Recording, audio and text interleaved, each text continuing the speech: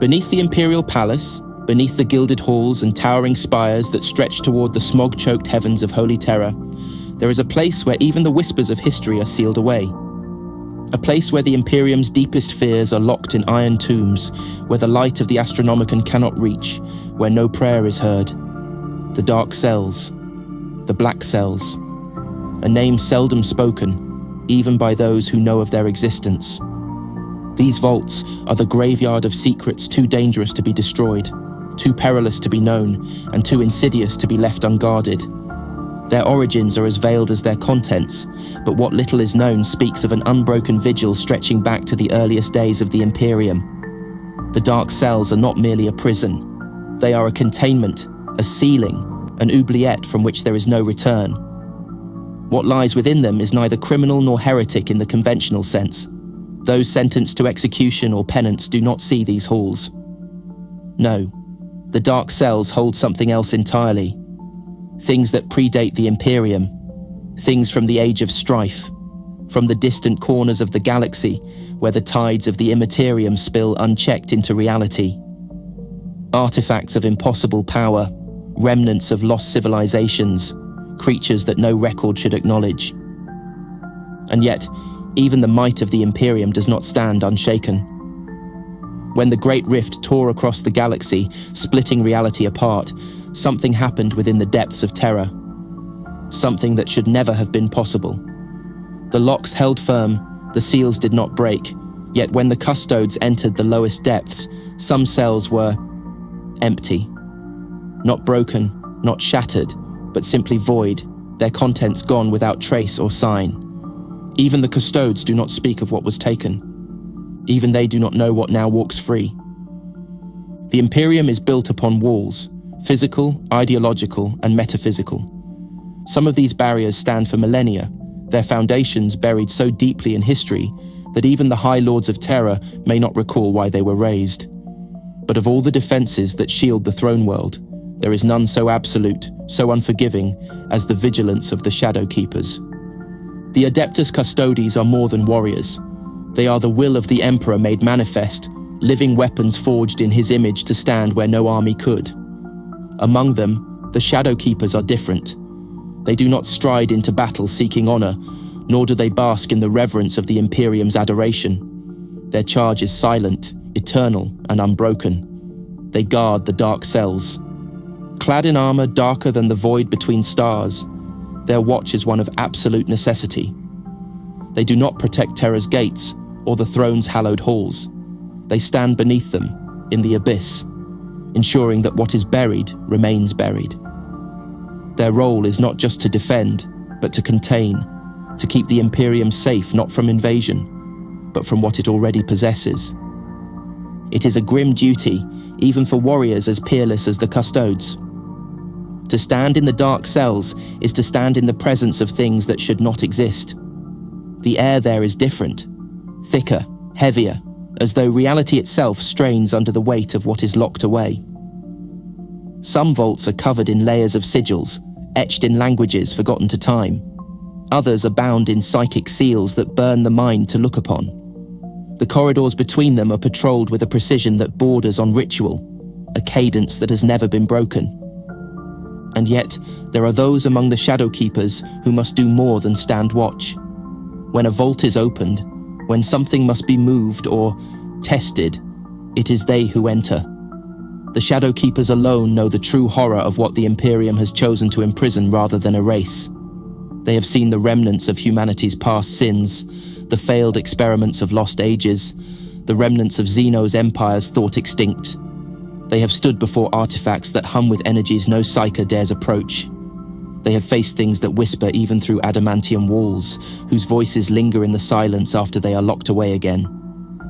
No custodian would ever abandon their post, but the Shadowkeepers bear the burden of knowledge that even their golden kin do not share. They have seen what is hidden beneath the Emperor's domain, and they understand what is at stake. So when the Great Rift tore across the galaxy and some of the dark cells were found empty, it was the Shadowkeepers who did not rest. It was the Shadowkeepers who knew what had been lost. It was the Shadowkeepers who prepared for the day when those things would return. To be buried within the dark cells is not a sentence of punishment, nor of justice. It is an admission that the Imperium cannot destroy what it has confined. These are not mere prisoners. They are things that defy understanding, beings and artifacts that should not exist, yet do. The black cells do not hold men, but impossibilities, creatures that walk outside the known laws of reality, weapons that should never be wielded, relics from ages so dark that even the Adeptus Mechanicus dare not study them. Some of these vaults contain things that are not entirely of the materium, shadows that move without light, objects that shift when unwatched. There are hushed whispers of cells that, when opened, reveal nothing, only a void where time itself does not function as it should. It is said that at least one vault holds a being that speaks in the tongues of the old night, a prisoner neither dead nor truly alive, something not quite demon and not quite mortal. Its name is lost, its origins unknown, yet those who have passed its cell claim they can hear its voice even through the thickest adamantium walls. The Shadowkeepers never speak of what it says. Some vaults hold technology so abhorrent that even the Adeptus Mechanicus dares not reclaim it.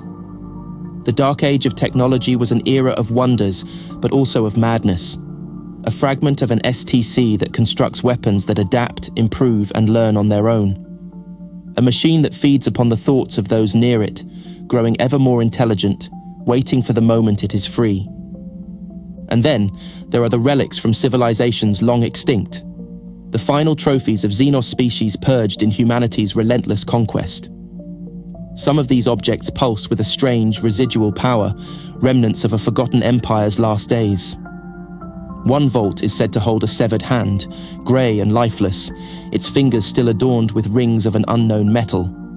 It is chained in stasis, its properties unstudied, yet the Custodes do not remove it. They fear to touch it. The dark cells are a museum of horrors, a graveyard of things the Imperium could not afford to destroy, yet could not allow to remain in the galaxy. The prisoners of the black cells are not merely dangerous.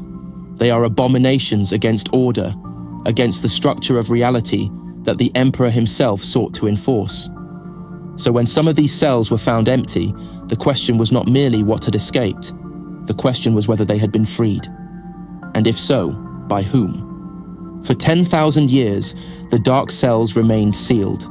The locks never faltered, the wards never flickered, the chains never weakened. The Shadowkeepers watched, unyielding, their eternal duty never once compromised. And yet, when the great rift split the galaxy in two, when the warp itself howled across the stars, something changed. There was no alarm, no shattered doors, no broken seals. When the custodians descended into the lowest depths of the Imperial Palace, they expected to find everything as it had always been. They expected to see vaults lined in perfect formation, their defenses untouched, their contents secure. Instead, they found emptiness. Some cells were simply void. The mechanisms that sealed them were still in place, as if they had never been opened. The psychic barriers remained intact. The runes of warding remained unbroken. But what had been imprisoned within them was gone. It was as if these entities, these objects, these impossibilities, had simply ceased to exist. The Custodes are not men given to fear. They do not question their duty, nor do they hesitate in its execution. But what they found in the dark cells that day left even them in silence. For if the locks had never broken, then there were only two explanations. Either something within the dark cells had freed itself, or something had come from the outside and taken what it wanted. Both possibilities were unacceptable. Both were impossible. And yet, the evidence was there. The empty cells. The eerie, absolute absence. There were no signs of struggle, no traces of battle. Whatever had been contained in those vaults had not escaped in desperation. It had departed with purpose. The implications were devastating. If something within had broken free, then it had done so in a way that even the Custodes could not detect, an intelligence or force beyond their ability to perceive.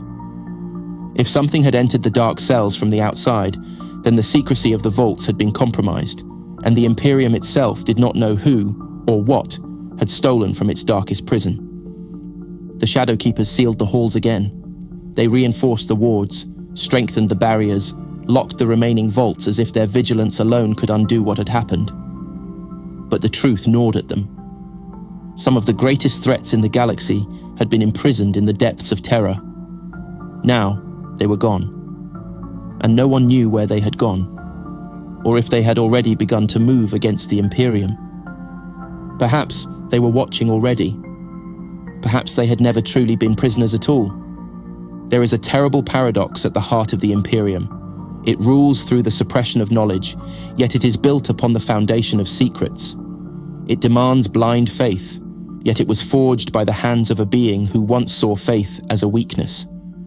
Nowhere is this contradiction more evident than in the dark cells, where even the custodes themselves stand vigil over things they do not fully understand. To imprison something is to admit that it cannot be destroyed. To lock it away is to acknowledge its power, its threat, its potential. The Imperium is a civilization that would burn entire worlds to silence a single word of heresy. Yet here, beneath the Imperial Palace, it keeps things so forbidden that even knowledge of their existence is considered too dangerous to share. The custodians of the Black Cells do not ask why certain artifacts are left untouched. They do not question why some horrors are sealed away rather than exterminated. They do not speculate on the true nature of what they guard. But the truth is inevitable. The Dark Cells are not merely a vault of terrors. They are a museum of forgotten possibilities. What if some of what lies within those depths is not a threat, but a key? What if the Imperium, in its desperation to contain its past, has buried its future along with it? There are records, fragmented, classified, all but erased, of moments when the Dark Cells were opened, when something was retrieved. Weapons unaccounted for in any official arsenal. Technologies that should not exist in the Imperium's limited grasp. Knowledge that vanishes from all records as soon as it is found. Perhaps that is the greatest horror of the Dark Cells. Not what has escaped, nor what remains inside, but what the Imperium itself is willing to keep chained. For 10,000 years, the Imperium has chosen ignorance. It has chosen to lock away that which it cannot control rather than seek to understand it. The Dark Cells are proof of this, the very embodiment of the Imperium's fear of its own past, of its own limitations. But what happens when the things it has hidden refuse to remain buried? What happens when the truths it has chained begin to stir? The Great Rift has already shown that nothing lasts forever, not even the locks of the Black Cells. The Imperium believes it can bury the past, but the past is not dead. It is only waiting.